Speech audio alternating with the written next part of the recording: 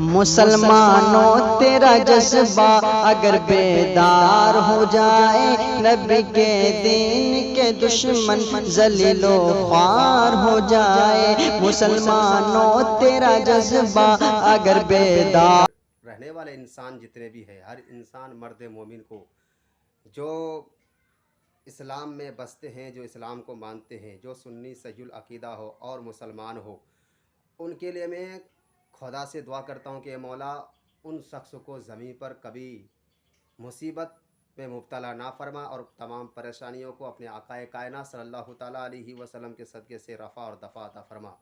मोहतरम हज़रात, मैं आप लोगों के सामने एक बातें अर्ज़ करने के लिए आया हूँ, एक बात बताने के लिए आया हूँ, लिहाजा आप हज़रात थोड़ा गौर से समाअत कीजिएगा, इसलिए कि बड़ी मेहनत से आप लोगों के सामने ये वाक़या पेश करने की सआदत हासिल कर रहा हूँ। लिहाजा देखिए, एक मरतबा हज़रत अली रज़ी अल्लाह ताला अन्हु, हज़रत अली तो आप जानते ही हैं कि हज़रत अली का इल्म एक ऐसा इल्म है, हज़रत अली का इल्म ऐसा इल्म है कि नबी ने आकाए कायनात सल्लल्लाहु ताला अलैहि वसल्लम ने फरमाया कि मैं इल्म का शहर हूँ और अली उसका दरवाज़ा है।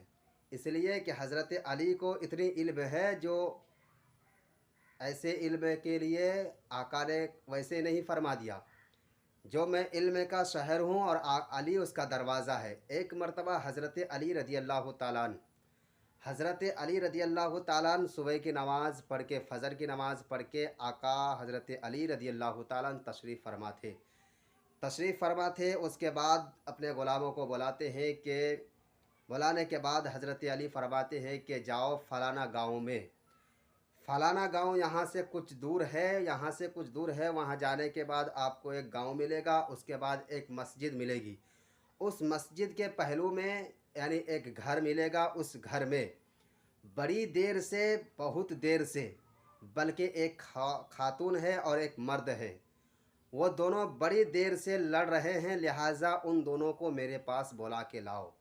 बिरादरान मिल्लत इस्लामिया, हज़रत अली रज़ी अल्लाह ताला अन्हु जैसे फरमाते हैं वैसे ही वो आपके ग़ुलाम जाते हैं, जाने के बाद फरमाते हैं, उसके बाद गांव में पहुंचते हैं, गांव में पहुंचने के बाद देखते हैं कि हकीकत में एक मस्जिद है, एक मस्जिद है और मस्जिद के पहलू में एक घर है, उस घर में एक खातून है और एक मर्द है, बड़ी देर से लड़ाई लड़ रही है, बड़ी देर से झगड़ रहे हैं।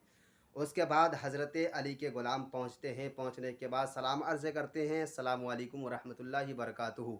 सलाम करने के बाद दरवाज़े पे दाखिल होते हैं, यानी अंदर दाखिल होते हैं। दाखिल होने के बाद कहते हैं कि आप दोनों बड़ी देर से लड़ रहे हैं, लिहाजा मेरे आका हज़रत अली आप दोनों को बुला रहे हैं, चलिए। बिरादरान मिल्लत इस्लामिया, उसके बाद हज़रत अली रज़ी अल्लाह ताला अन्हु के फ़रमान के मुताबिक वो जैसे ही आपके ग़ुलाम ख़बर देते हैं, उसके बाद उन दोनों के दिल में ऐसा हलचल मच जाता है कि सीना बिल्कुल धड़क जाता है कि अब करे तो क्या करे। हज़रत अली बुला रहे हैं, जिसे शहर इल्म का दरवाज़ा कहा गया है, वो हज़रत अली बुला रहे हैं जो बैठे बैठे हर एक इल्म का खबर रखता है, वो हज़रत अली बुला रहे हैं जो बैठे बैठे हर चीज़ों को देखता है और जो जितने भी सवाल पूछ दिया जाए, बल्कि वो आंख बंद करके वो सवाल का जवाब देते हैं। लिहाजा उन दोनों के दिलों में ऐसा धड़कन पहुंचा, ऐसे डर पहुंचा, जो वो लोग ये सोचने लगे कि काश अगर मेरी जो हज़रत अली का इल्म ऐसा इल्म है जो घर बैठे बैठे गैब का खबर बता देते हैं, घर बैठे बैठे बल्कि दूर के खबर को बता देते हैं, बल्कि जाओ जो समझ में नहीं आने वाला वो समझ जाता है। बिरादरान मिल्लत इस्लामिया, उसके बाद हज़रत अली के बारगाह में दोनों डरते हुए सहमते हुए आते हैं। आने के बाद हाथ जोड़ कर बैठ जाते हैं। उसके बाद फरमाते हैं कि हुज़ूर आप दोनों को, हुज़ूर आपने हम दोनों को बुलाए हैं। तो हज़रत अली ने कहा खामोश होकर एक तरफ बैठो। उसके बाद हज़रत अली के पास कुछ लोग बैठे हुए थे, यानी कुछ उनके ग़ुलाम लोग बैठे हुए थे, बैठे हुए थे। उसके बाद हज़रत अली उन सबको रुख़्सत करते हैं। उसके बाद मर्द से मुखातब होते हैं, मेरे आका हज़रत अली रज़ी अल्लाह ताला मर्द से मुखातब होते हैं। उसके बाद फरमाते हैं, क्या फरमाते हैं कि ए मर्द, तू इतने देर से अपने इस खातून के साथ लड़ते झगड़ते ज़िंदगी क्यों गुजारते हो। बिरादरान मिल्लत इस्लामिया, तो हज़रत अली से वो शख्स कहता है कि हुज़ूर मैं ये खातून को जब से शादी किया हूँ, यह खातून से जब से मेरी शादी हुई है तब तक मुझे एक मिनट के लिए भी इसके साथ रहने को गवारा नहीं है। बल्कि मैं ये चाहता हूँ कि हुज़ूर मेरे पास कोई ऐसा रकम आ जाए जो मैं इस औरत को हटा दूँ अपनी ज़िंदगी से।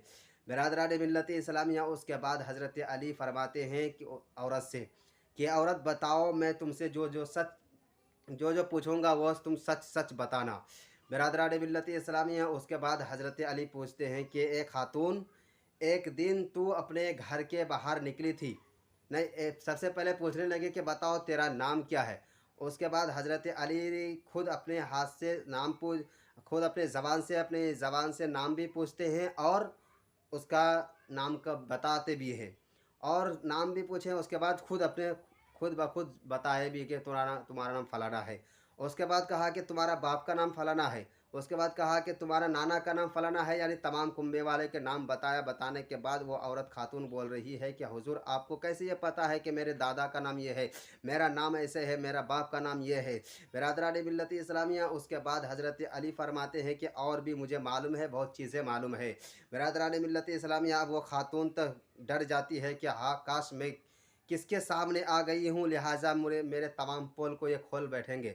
बिरादरान मिल्लत इस्लामिया उसके बाद हज़रत अली फरमाते हैं कि खातून तूने एक दिन लेफ़्ट राइट के गर्ज से अपने महल के बाहर निकली थी। तो वो खातून कहती है हुजूर हाँ निकली थी। उसके बाद फरमाते हैं कि तुम्हारा एक चाचाजाद भाई था। कहा हाँ हुजूर थी था। उसके बाद फिर फरमाते हैं कि बताओ तुम उस मर्द से हमला हुई थी। अब तो आहिस्ता आहिस्ता पोल खोलती जा रही है। उसके बाद वो खातून बोल रही हुजूर मुझे तो ये सब पता है, लेकिन आपको ये सब कैसे पता है कि आप कैसे ऐसे जान लिया। बिरादरान मिल्लत इस्लामिया उसके बाद खातून से पूछते हैं कि बताओ, तुम जब अपने चाचाजाद भाई से हमला हुई थी तो तुम कितने दिन, बहुत ही दिन तक अपने घर में रही, अपने माँ को भी पता नहीं दी, अपने घर वाले को पता नहीं दी। उसके बाद कुछ दिनों के बाद तुम्हारी माँ जब पता पाई है, पाने के बाद तो तुम्हें क्या किया। उसके बाद तुमको लिया और तुमको लेने के बाद तुम्हारी माँ ने एक जंगल में चली गई। वहाँ जैसी तू पहुँची थी तो वहाँ तुम्हारे पेट में यानी हमला, तुम्हारे पेट में दर्द हुआ था। उसके बाद हज़रत अली फरमाते जा रहे हैं, वो औरत जवाब देती है कि हुजूर हाँ ठीक है ठीक है ठीक है। बिरादरान मिल्लत इस्लामिया उसके बाद फिर फरमाते हैं कि जब तुम हमला, तुम्हारे पेट में दर्द हुआ तो वो दर्द की वजह से तुम्हारे जो बच्चा पैदा हुआ, वो बच्चा को तूने क्या किया था। उसके बाद हज़रत अली फरमाते हैं कि वो बच्चा को तूने एक सादा कपड़ा पे लपेट के फेंक दिया था। उसके बाद तुम्हारी माँ ने फेंक दी थी। उसके बाद तुम और तुम्हारी माँ वापस जैसी आ रही थी वो बच्चे को फेंक कर, उसके बाद एक कुत्ता उस बच्चे के ऊपर दौड़ा था। जैसे ही दौड़ा था उसके खाने के लिए गया था तो तुम्हारी माँ ने एक पत्थर जो मारी थी तो वो पत्थर उस बच्चे के सर में जाके लगा था, उसे खून बहने लगा। उसके बाद फिर तुम्हारी माँ गई, जाने के बाद उसके उसके सर में पट्टी बांधा, यानी वही सफ़ेद कपड़ा बांधने के बाद उसके बाद वहीं उस बच्चे को छोड़ दिया और तू और तेरी माँ वापस आ गई। अब बताओ उस बच्चे के बारे में तुम्हें पता है कि वो बच्चा किधर चला गया, अब तुम्हें मालूम है। तो वो खातून कहती है कि हुजूर मुझे इस बात के नहीं मालूम, पता नहीं वो बच्चा है या नहीं है, वो बच्चा ज़िंदा है या नहीं, या मर गया है, उस बच्चा के लिए कोई पता नहीं है। बिरादरान मिल्लत इस्लामिया उसके बाद फरमाते हैं, हज़रत अली फरमाते हैं कि ये बच्चा कोई और नहीं है तुम्हारे नस्ल, बल्कि आहिस्ता आहिस्ता सिलसिला सिलसिला ये बच्चा जब बड़ा हुआ, उस बच्चा परवरिश हुई, परवरिश होने के बाद जंगली में परवरिश हुई, परवरिश होने के बाद वो बच्चा आहिस्ता आहिस्ता धीरे धीरे शहर की तरफ कदम बढ़ाया। कदम बढ़ाने के बाद कुछ दिन तक वो फलाना गांव में काम किया। फलाना गांव काम करने के बाद उसके बाद तुम्हारे जो घर वाले थे तुम्हारे रिश्ता इनके साथ कायम कर दिया और तुम्हें देखा है, तुम्हें पता नहीं था कि ये हमारा कौन है नहीं है। बिरादरान मिल्लत इस्लामिया उसके बाद वो फरमाते हैं कि हुजूर ये तो मुझे पता नहीं है कि शख्स कौन है, वो बच्चा कौन था। उसके बाद फरमाते हैं कि ये जो मर्द जो है तुम्हारे सामने, ये जो शख्स है तुम्हारे सामने, ये तुम्हारे शोहर नहीं है, बल्कि जिस बच्चे को बल्कि तूने जंगल में जन्म दिया था, वो बच्चे को तुम्हारी माँ ने जो फेंक दी थी, वही बच्चा जो आज यहाँ तुम्हारे सामने मौजूद है। और ये झगड़ होने का ये झगड़ होने का जो मामला था, ये झगड़ इसलिए हो रहा था कि तुम्हारे साथ लड़ाई इसलिए हो रही थी, इसलिए कि ये तुम्हारे शोहर नहीं है बल्कि ये तुम्हारा अपना बेटा है। अगर तुम नहीं मान रही हो तो अब भी तुम देखो इसके सर को देखो, गौर से देखो, जो तुम्हारी माँ ने जो पत्थर मारी थी वो पत्थर का निशान अभी तक भी मौजूद है। बिरादरान मिल्लत इस्लामिया उसके बाद हज़रत अली के कदमों में गिर जाते हैं। गिरने के बाद फरमाते हैं कि हुजूर मुझे माफ़ कर दीजिए, मैं क्या कर दी हूँ, अपने बेटे ही के साथ अपने शादी रचा ली हूँ। बिरादरान मिल्लत इस्लामिया उसके बाद हज़रत अली फरमाते हैं कि एक खातून, अब जो झगड़ होने का जो मामला था, ये मामला इसलिए था कि तुम दूसरे हराम चीज़ों से बची हो, लिहाजा अब यहाँ से तुम जितने भी बुराई काम किए हो इसके साथ तमाम चीज़ों को तौबा करो। तौबा करने के बाद कलमा शहादत पढ़ो, ला इलाहा इल्लल्लाह मोहम्मद रसूलुल्लाह, और खुदा की तरफ लौ लगा के दुआ मांगो कि मौला हमारी तमाम गुनाहों को तू माफ़ फरमा, हमारी तमाम जितने भी हमसे गुनाह हो चुकी है, जितनी भी हमसे जो खता हो चुकी है मौला, तो अपने प्यारे आका सल्लल्लाहु ताला अलैहि वसल्लम के सदक़े से माफ़ अता फरमा। लिहाजा मुसलमानों, हज़रत अली फरमा रहे हैं कि खुदा से मांगो, खुदा से दुआ करो,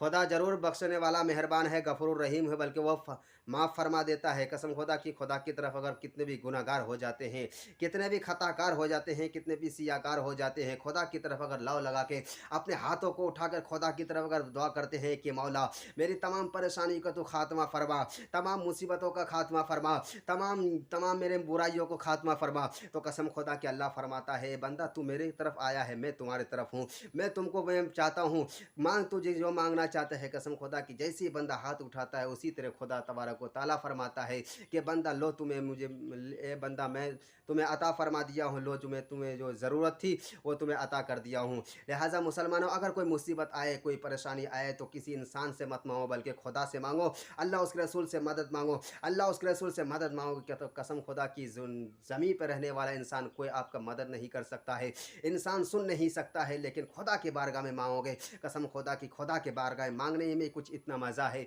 खुदा जैसी फरमाओगे, खुदा से जैसी अपनी मुसीबतों को बताओगे, वैसी ही खुदा तुम्हें उसका अजर अता फरमा देगा, उसका सवाब अता फरमा देगा, उसका हल अता फरमा देगा। लिहाजा मुसलमानों में यहीं से अपनी बातों को ख़त्म कर रहा हूँ।